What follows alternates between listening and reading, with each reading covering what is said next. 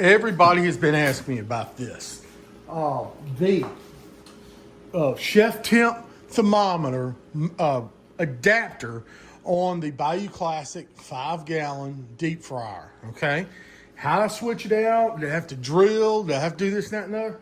Have to do any of that, y'all. So let me basically show you what you do. You know, this is not the original thermometer that came on here. I threw that one away because it was all clouded up, but I put that there in place of it so you can kind of see what I did. Y'all come up here. We'll show you. Make sure your fryer's obviously empty of oil and everything like that. Trying to get you a little bit closer. Now, the original probe is a little bit longer, but it sticks down in there, okay? It also it's held in by this little wing nut right here, okay? Let's see if I can zoom in a little bit for you guys so you can kind of see a little bit more what I'm talking about. Now,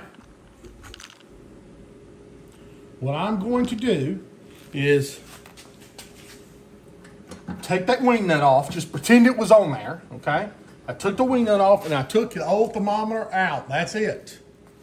Next, all you have to do, this is the universal adapter from Chef's Temp right here, okay?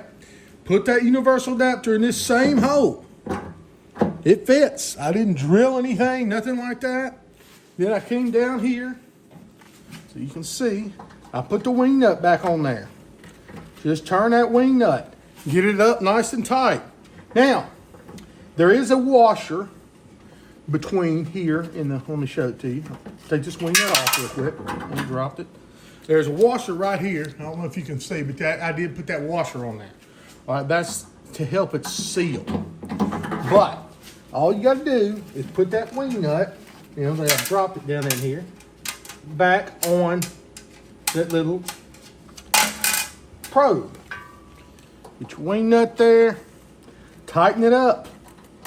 Tighten it up, y'all. Just tighten it up. It's super simple. Again, you just do this by hand. No special tools, no drills, no nothing like that. All right, you get it nice and tight. Make sure you got your Chef's Temp straight like you want it to.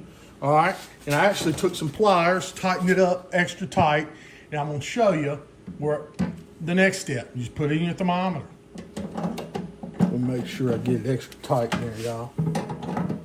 All right, not too tight, but you just want it snug. That way nothing leaks. I just take my Chef's Temp right here, stick it right on there, just like it's supposed to go. Power it on, and y'all, it's good to go. Check it out in front. Now, if you wanted to, I don't think it would hurt if you put a high temp washer in there or something like that. If you were really worried about it leaking or something, yeah, you could do that. But I didn't do any of that. Didn't use any special tools, nothing. That's it, y'all.